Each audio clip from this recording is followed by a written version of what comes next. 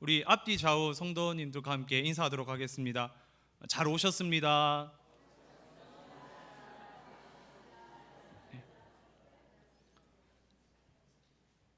오늘 하나님의 거룩하심을 본받아라는 제목으로 함께 하나님의 말씀 나누고자 합니다. 축구 선수들은요, 골을 넣은 다음에 골에 대한 기쁨을 세레모니를 통하여 표현을 합니다. 그 중에 덤블링을 하는 세레모니가 있어요. 웬만한 운동신경 아니면 이렇게 하기 힘들고요. 또한 축구는 체력 소모가 상당히 많은 운동입니다. 그래서 그런 세레모니 하기가 힘든데에도 불구하고 골을 넣어서 기쁨으로 그렇게 덤블링을 하는 그런 선수들을 볼 수 있어요. 덤블링 세레모니는 보는 사람들에게 축구의 흥미와 박진감을 더해주는 것 같습니다. 유명한 월드컵 스타 독일의 클로제라든지 그리고 예전 맨체스터 유나이티드에서 뛰었던 루이스 나니 같은 선수들이 덤블링 세레모니를 하는 대표적인 선수였다고 해요. 그런데 브라질 유망주 마우리데스라는 선수가 있는데 이 선수가 덤블링 세레모니를 따라하다가 부상을 당하는 해프닝이 있었습니다. 마우리데스는 프로 첫 데뷔에 첫 골을 넣게 되었습니다. 얼마나 기뻤는지요. 팀의 결승골을 넣고 그라운드를 뛰어가며 옆돌기와 앞돌기를 멋있게 했다고 해요. 그 다음에 뒷돌기를 하는데 그만 다리가 엉켜서 쓰러지고 말았습니다. 그래서 오른쪽 무릎이 뒤틀렸다고 해요. 떨어지면서 오른쪽 무릎이 뒤틀려서 결국 프로 데뷔 후 첫 골을 넣은 다음에 바로 들것에 실려 나가는 안타까운 사건이 있었습니다. 그는 아마 클로제나 루이스 나니 같은 선수를 닮고 싶었던 것 같아요. 그래서 그런 덤블링 세레모니를 연습을 하고 꼭 내가 실전에 와서 이 덤블링 세레모니를 해야지라고 생각했던 것 같습니다. 자, 누구를 따라하는 것, 이것은 매우 중요합니다. 하지만 잘못 따라하면 이렇게 실수하고 또 다칠 수가 있다는 거예요. 그런데 신기한 것은요, 우리는 지금 이 순간에도 누구를 따라하고 있다는 것이에요. 저도 설교 시간에 이렇게 강대상을 이렇게 잡는 거에 제가 원래 제가 제일 처음에 다녔던 그 목사님께서 항상 이렇게 설교를 하셨어요. 그래서 따라하게 되더라고요. 저 또한 이렇게 우리가 누구의 행동을 보고 따라하게 된다라는 거예요. 저도 대구에 있을 때는 사투리를 굉장히 많이 썼습니다. 그런데 서울에 왔더니 표준어를 많이 듣게 됐고 지금은 표준어를 거의 쓰고 있는데요. 자, 이렇게 우리는 누구를 따라한다라는 거죠. 그렇다면 우리는 누구를 따라해야 될까요? 할렐루야. 우리의 모델은 바로 예수 그리스도가 되어야 될 줄 믿습니다. 오늘 본문은요, 구약 레위기 11장 44절 그리고 19장 2절 20장 26절 말씀이 내가 거룩하니 너희도 거룩할지다 라는 본문을 베드로 사도가 인용한 구절이에요. 16절 함께 읽어보도록 하겠습니다. 기록되었으되 내가 거룩하니 너희도 거룩할지어다 하셨느니라. 아멘. 하나님께서 거룩하니 성도들도 거룩해야 된다. 이거는 구약 레위기의 핵심 내용이에요. 유대인들은 레위기의 제사법과 시민법을 가지고 살아왔습니다. 레위기에 나오는 제사법 그대로 하나님 앞에 예배를 드렸어요. 그리고 레위기에 나오는 행동 양식들, 예를 들어서요, 음식을 먹는 방법, 그리고 절기를 지키는 방법, 그리고 사형법, 이렇게 레위기의 말씀으로 그 제사법과 시민법을 만들어서 지켜왔습니다. 하지만 신약 시대에는 이방인들 또한 예수님을 믿기 시작했죠. 그래서 베드로 사도는요, 레위기의 문자 그대로 있는 행동 양식이 아닌 레위기에 나오는 핵심을 그 성도들에게 명령하고 있어요. 바로 레위기의 핵심인 내가 거룩하니 너희도 거룩하라 라는 것이죠. 이것은 저와 여러분들의 삶에도 적용해야 되는 말씀입니다. 하나님이 거룩하니 우리가 거룩해야 된다는 거죠. 우리는 레위기에 나오는 많은 율법들을 문자 그대로 지킬 필요가 없습니다. 하지만 핵심적인 정신인 내가 거룩하니 너희도 거룩하라 라는 이 말씀은 우리가 마음에 새기고 지켜야 된다는 거죠. 그래서 우리가 이 말씀을 들었을 때 많이 들어본 듯하게 들리는 이유 또한 우리가 이렇게 강조하고 있기 때문이라는 거죠.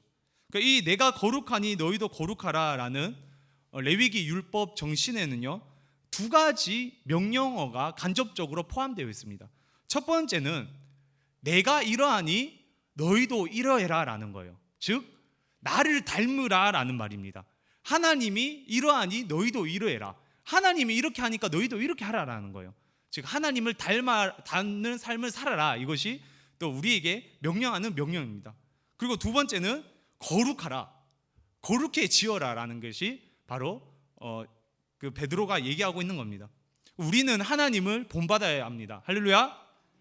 그리고 우리가 본받아야 되는 것은요, 하나님의 거룩하심이라는 거예요. 하나님의 거룩하심. 그렇다면 이 말씀에 어떤 의미가 있는지 성경을 통해서 함께 살펴보도록 하겠습니다. 14, 15절을 올라가서 본문 14, 15절을 함께 읽어보도록 하겠습니다. 너희가 순종하는 자식처럼 전에 알지 못할 때에 따르던 너희 사욕을 본받지 말고 오직 너희를 부르신 거룩한 이처럼 너희도 모든 행실에 거룩한 자가 되라. 아멘. 베드로 사도는요, 사람들에게 본받으라라고 얘기를 해요. 본받는다는 것이 어떤 의미인가요? 사전적 의미는 본보기로 하여 그대로 따라하다라는 의미가 있어요. 본보기로 하여 그대로 따라하다. 영어로는 conform이라고 하거든요. form이 뭔가요? 그 폼을 잡는다 이런 말 하죠. 폼을 이렇게 잡는다 이렇게 얘기를 합니다. 영어 단원에 come이 붙으면요, 함께 같이라는 의미가 돼요. 그래서 함께 같이 폼을 재는 거예요. 누가 이런 폼을 하면 나도 따라서 이렇게 하는 것, 이게 바로 그 본받는다라는 의미라는 거죠. 그렇다면 오늘 베드로 사도는 14, 15절에요 본받는다는 의미를 두 가지를 얘기하고 있습니다. 첫 번째는 너희 사욕을 본받지 말라라고 하면서 사욕을 본받는 사람이 있다라고 해요.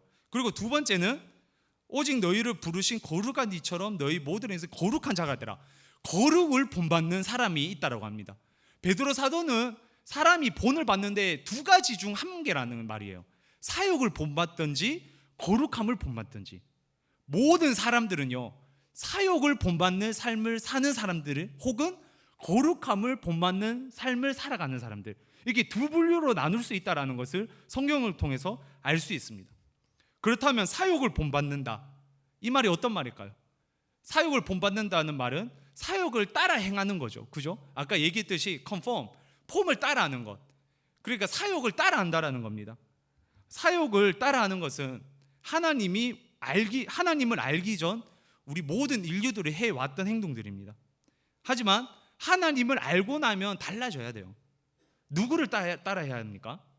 사욕이 아닌 하나님을 따라해야 된다는 거죠. 하나님의 폼을 따라해야 된다는 겁니다. 하나님의 폼인 거룩을 따라하는 삶, 그것이 바로 저와 여러분들이 지켜야 할 삶이라고 베드로 사도는 우리에게 말씀하고 있습니다. 그렇다면 사욕이란 것이 무엇인가? 원어로는요, 에피티미아라고 합니다. 에피티미아. 세 번역에서는 오늘 본문인 이 에피티미아를 욕망이라고 표현해요. 그리고 쉬운 성경에서는 악한 일이라고 표현을 합니다. 그러니까 우리가 생각할 때 사욕이 뭔가요? 사욕, 사적인 욕심이라고 생각하지 않나요? 그죠? 사적인 욕심, 내가 가지고 있는 욕심, 욕망, 이런 거라고 생각을 합니다. 그런데 같은 헬라 원어 에피티미아가 베드로 후서에서 상당히 많이 쓰여져 있어요. 베드로서 1장, 2장, 3장 등 여러 곳에 쓰여져 있는데요, 베드로가 이 단어를 어떻게 사용하는지에 따라서 우리가 이 단어에 대한 숨은 의미를 찾아볼 수 있습니다. 베드로서 1장 4절에서 에피티미아가 이렇게 쓰이게 됩니다. 너희가 정욕 때문에 세상에서 썩어질 것을 피하여 신성한 성품에 참여하는 자가 되게 하려 하셨느니라 라고 되어 있거든요. 사욕과 똑같은 단어가 정욕으로 번역이 되면서 세상에서 썩어질 것이라고 얘기를 하고 있습니다. 다시 말해서 사욕은 세상에서 썩어질 것을 말한다는 거죠. 그리고 베드로서 3장 3절과 4절에서는 이렇게 말합니다. 말세에 조롱하는 자들이 와서 자기의 정욕을 따라 행하며 조롱하여 이르되 주께서 강림하신다는 약속이 어디 있느냐? 조상들이 잔후로부터 만물이 처음 창조될 때와 같이 그냥 있다 아니라고 말씀하세요. 정욕을 따라 행하는 사람, 사욕을 따라 행하는 사람의 특징이 뭐냐면 재림을 무시하는 삶을 살아간다라는 겁니다. 사욕을 따라 행하는 삶은 재림을 무시한다라는 거예요. 여기서 사욕과 재림을 무시한다라는 것이 연결되어 있다는 것을 알 수 있습니다. 그리고 베드로후서 2장 10절에서 이렇게 말합니다. 특별히 육체를 따라 더러운 정욕 가운데서 행하며 주관하는 일을 멸시하는 자들에게는 형벌할 줄 아시느니라 라고 되어 있습니다. 정욕, 사욕을 따라 행하면 하나님께서 형벌을 하신다라는 말이죠. 이 세 가지를 정리하면요, 에피티미아라는 그 사욕이라는 말은 이런 것입니다. 썩어질 것, 그리고 예수님의 재림을 무시하는 것, 그리고 하나님의 심판이 있게 된다라는 거죠. 사욕이요, 우리가 단순히 생각할 때 문자 그대로 욕심이다, 욕망이다라고 얘기하는 것은 이건 상당히 단순한 정의예요. 사욕은 이 세상에 썩어질 것들, 그리고 예수님의 재림을 무시한다라는 거예요. 우리가 우리 마음 가운데에 놓여 있는 것 중에 이 세상에 썩어질 것들이 있다면 이것이 바로 우리에게 사욕이 있다라는 것이고, 또한 동일하게 우리에게 예수님의 재림에 대한 묵상이 없잖아요. 그렇다면 이것이 사욕이 있다라는 거예요. 사욕이 있기 때문에 예수님의 재림을 무시하고, 사욕이 있기 때문에 영원하지 않은 것을 추구하는 삶을 살아가게 된다는 거죠. 그리고 이 사욕이 있는 사람에게는 결국에는 심판이 있다라는 거, 베드로 사도는 우리에게 말씀하고 있습니다. 우리들의 모습 가운데, 저와 여러분들의 모습 가운데 이렇게 사욕을 가지고 있는 그런 모습이 있지는 않습니까? 사욕은 아까도 얘기했듯이 단순히 욕심을 따라 행하는 것이 아니에요. 영원하지 않는 것을 사모하는 것, 다시 말해서 영원한 것을 사모하지 않는 것, 이것이 바로 사욕을 쫓아간다라는 겁니다. 우리가 만약에 예수님의 재림을 묵상하지 않고요, 우리가 만약에 영원한 것을 쫓아 행하지 않는다면 이것이 바로 사욕을 행하는 삶이 아닐까, 거룩하지 않는 삶이 아닐까, 이렇게 베드로 사도는 정리하고 있습니다. 그렇다면 그와 반대로 사욕을 쫓아가는 행하는 삶, 그리고 거룩을 쫓아가는 행하는 삶이 되죠. 거룩을 쫓아가는 행하는 삶이 어떤 것일까요? 사욕의 반대말로 거룩은요, 영원한 것, 썩지 않을 영원한 것을 쫓아가는 삶, 그것이 바로 거룩이라는 거예요. 예수님의 재림을 묵상하고 예수님의 재림을 기대하면서 살아가는 삶, 그것이 바로 우리 성경에서 말하는 거룩이란 것입니다. 거룩은 단순히 금욕주의가 아닙니다. 거룩은 단순히 세상에서 구별된, 세상과 동떨어진 삶이 아니에요. 거룩은 절제하고 구별된 삶이 아니라 그 이상으로 썩어지지 않는 영원한 것을 사모하는 것, 그리고 예수님의 다시 오실 그 날들을 사모하는 것, 그것이 바로 거룩이라는 것이죠. 전 피겨 스케이팅 선수 김연아, 그녀는 전 세계 운동선수 중에 선행 운동선수 4위에 이름을 올립니다. 스페인 일간지 마르카는요, 미국 두썸띵이라는 그 사이트에서 발표한 올해 가장 왕성하게 선행을 베푼 운동선수를 발표했어요. 그 중에 김연아 선수가 4위를 차지했습니다. 이 얼마나 한국 사람들에게 좋은 은혜로운 이야기인지 모르겠어요. 유니세프 국제 친선 대사로 활동 중인 김연아는 평소에도 각종 기부와 봉사활동에 적극 참여해서 기부천사라는 별명이 있다고 합니다. 지난 4월 네팔 대지진이 일어났을 때도 약 10만 달러를 기부해서 화재를 모았습니다. 그 외에도 김연아는 도움의 손길을 많이 내밀었는데요, 2007년부터 시작된 기부는 지금까지 발표한 액수가 무려 30억 원이 넘는다라고 이야기하고 있습니다. 김연아에 대해서 유니세프 국제 친선 대사라고 설명하며 대표적인 선행 스타로 김연아를 뽑았어요. 그리고 연예인 유재석이라고 우리 성도 여러분들 아실 거예요. 그는 대표적인 선행의 연예인입니다. 그를 통해 많은 후배들, 그리고 일반인들, 그리고 팬들까지도 은혜를 받습니다. 그래서 유재석을 유재석 플러스 하느님, 이래서 유느님이라고 얘기해요. 유느님이라고. 얼마나 착했으면 그렇게까지 말할까요? 뿐만 아니라 TV 다큐멘터리를 보면요, 많은 사람들이 세상을 떠나 시골로 돌아가요. 그리고 전화도 끊고요, TV도 끊어버리고 그곳에서 세상과 단절된 삶을 살아가는 것을 볼 수 있습니다. 여러분들, 이것을 거룩이라고 하지 않나요? 선행을 많이 베풀고, 그리고 다른 사람들에게, 나와 내 주위에 있는 사람들에게 은혜로운 말을 해주고 서로 이끌어주면서 함께 가고, 그리고 세상과 구별된 좀 다른 어떤 삶을 살아가는 것, 이것이 바로 거룩이라고 생각하고 있지는 않나요? 우리는 이것을 거룩이라고 얘기를 합니다. 그리고 이것 또한 거룩이에요. 하지만 성경에서 말하는 거룩은요, 이렇게 단순한 것이 아니에요. 성경에서 말하는 거룩은요, 선행을 베풀고, 그리고 선한 행동을 하고, 그리고 세상과 좀 단절되어 있는 그런 삶으로 끝나는 것이 아니라 그것을 플러스해서 영원한 것을 추구하는 삶, 하나님의 마지막 심판을 기억하며 예수 그리스도의 다시 오심을 기억하는 삶, 그것이 바로 거룩이라는 거예요. 이것을 빼고서는 우리 어떤 선행을 거룩이라고 할 수 없다라는 거예요. 예수님을 끝까지 추구하는 삶, 예수님의 그 영원한 그 사랑과 십자가의 그 사랑과 다시 오실 그 예수님에 대한 그 묵상이 있는 삶, 그것이 바로 거룩이라고 할 수 있다라는 것입니다.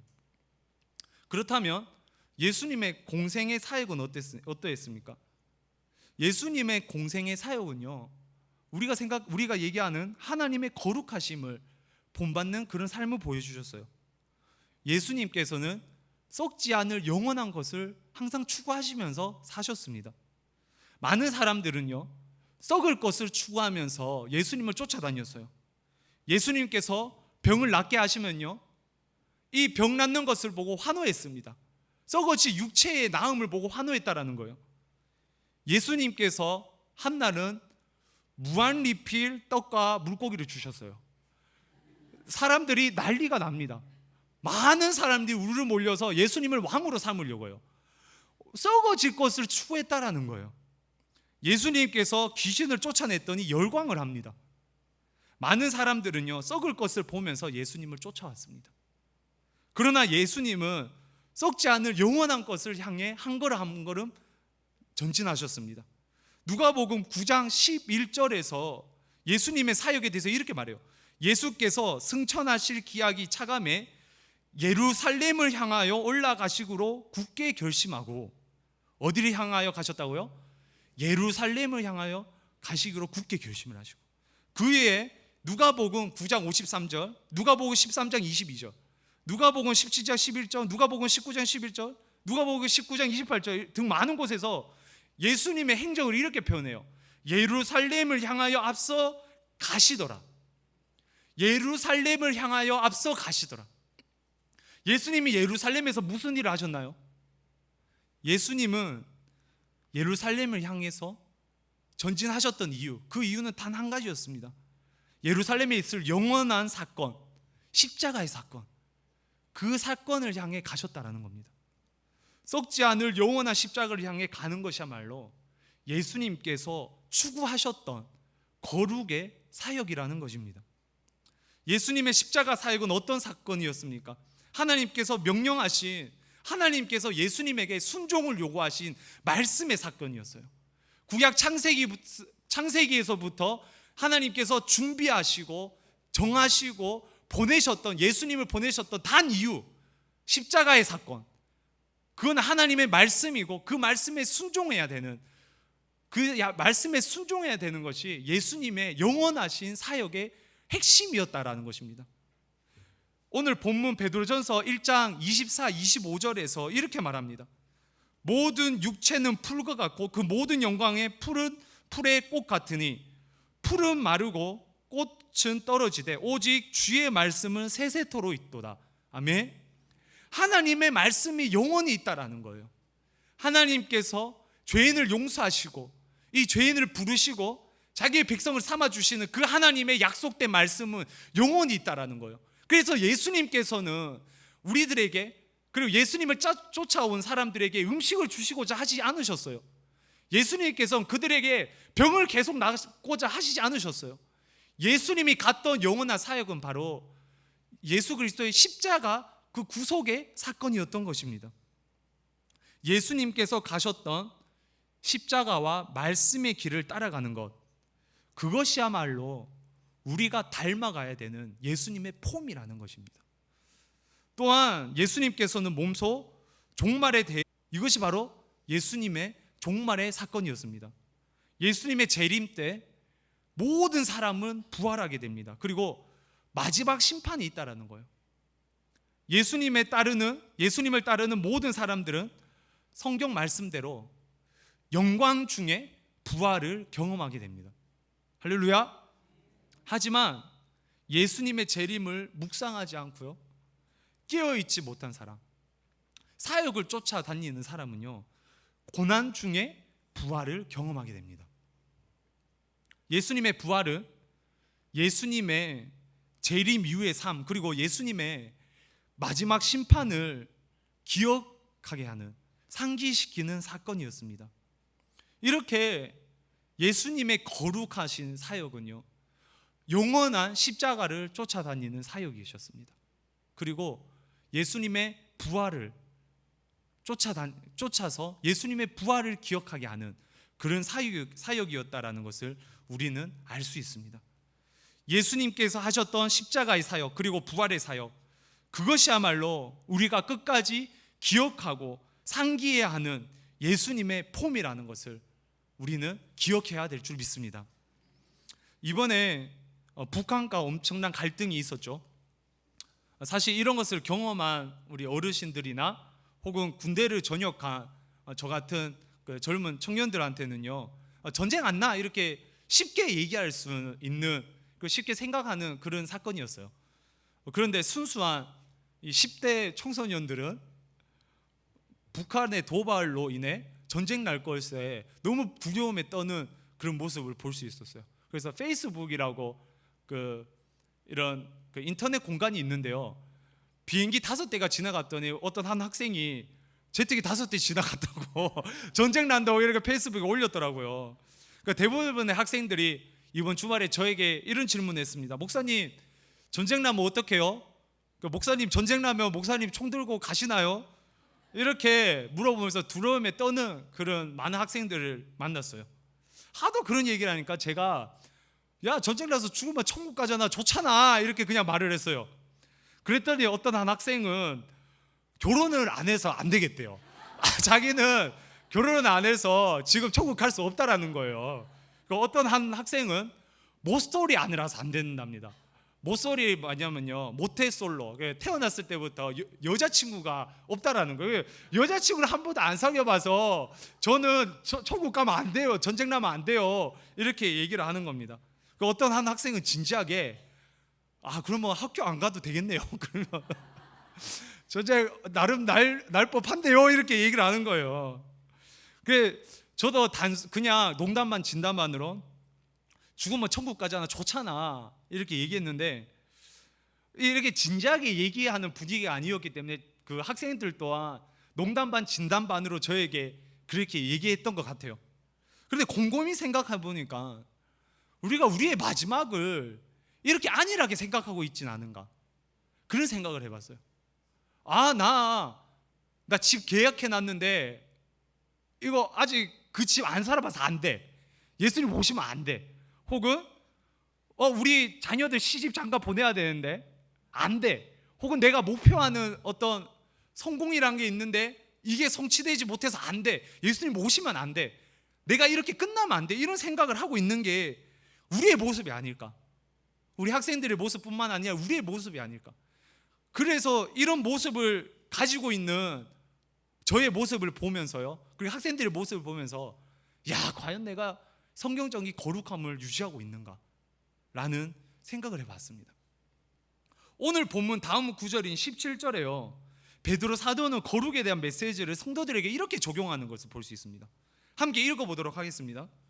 외모로 보시지 않고 각 사람의 행위대로 심판하시는 이를 너희가 아버지라 부른즉 너희가 나그네로 있을 때를 두려움으로 지내라. 아멘.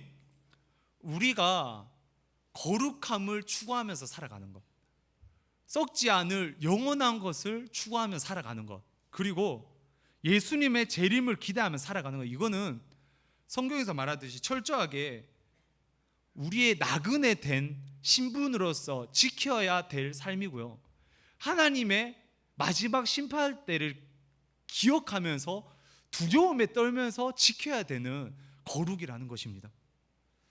이것은 하나님께서 심판하신다는 것과 재림하신다는 것에 대한 두려움을 가지고 살아가라라고 베드로 사도는 성도들에게 적용하고 있어요. 저와 여러분들도 세상에 썩어질 것 때문에 안 돼 이렇게 얘기하고 있지 않나요? 그것 때문에 예수님께서 안 오시는 거예요. 어쩌면 우리가 그런 마음을 가지고 있어서, 우리가 불쌍해서, 우리가 얼마나 세상에 썩어질 것을 향해 살아가고 있나요? 만약에 진짜 마지막이다 하면 우리가 뭘 해야 됩니까? 진짜 마지막이다, 회개해야 되지 않나요? 우리가 지었던 죄를 하나님 용서하여 주시옵소서, 그렇게 회개해야 되지 않나요? 우리가 날마다 예수님의 재림을 묵상하는 거룩한 삶을 산다면 나의 거룩하지 못한 행동적인 모습과 예수님의 다시 오심을 묵상하지 못한 모습 때문에 회개하며 살아야 되지 않나요? 만약에 전쟁 난다 혹은 예수님 다시 온다 이러면 믿지 않는 내 가족들, 믿지 않는 내 친척들, 옆집 아저씨, 옆집 아줌마, 이렇게 믿지 않는 그 사람들에게 복음을 전해야 되는 거 아닌가요? 하지만 저부터가요, 심판과 재림에 대한 안일한 생각을 하고 있다는 거예요. 과연 이렇게 심판과 재림에 대한 묵상이 없는 저의 삶을 거룩하다고 할 수 있을까? 이런 생각을 해봤습니다. 안일하다, 쉽게 생각하고 관심을 적게 두다. 우리가 만약에 예수님의 재림에 대해서 안일한 생각을 한다면 그거는 거룩하지 못한 모습이 아닐까 생각을 합니다. 그와 반대로 우리가 거룩함을 유지하기 위해서 예수님의 재림에 대해서 다시 한번 깊게 묵상하며 다시 한번 예수님의 재림이 한다면, 예수님께서 재림을 하신다면 우리는 과연 오늘 하루 어떻게 살아갈 것인가, 그것을 생각하며 실천할 수 있는 삶을 살아가는 것, 그것이 바로 거룩한 삶이라는 것입니다. 저와 여러분들의 모습 가운데서, 이번 한 주 남은 모습 가운데서 이 거룩함을 추구하는 삶 살아가는 저와 여러분들 되시길 간절히 소망합니다. 우리 함께 하나님 말씀 한 구절 찾아보도록 하겠습니다. 베드로후서 3장 9절 말씀입니다.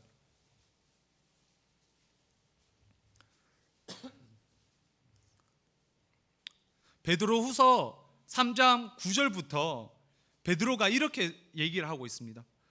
주의 약속은 어떤 이들이 더디다고 생각하는 것 같이 더딘 것이 아니라 오직 주께서는 너희를 대하여 오래 참으사 아무도 멸망하지 아니하고 다 회개하게 이르기를 원하시느니라. 할렐루야.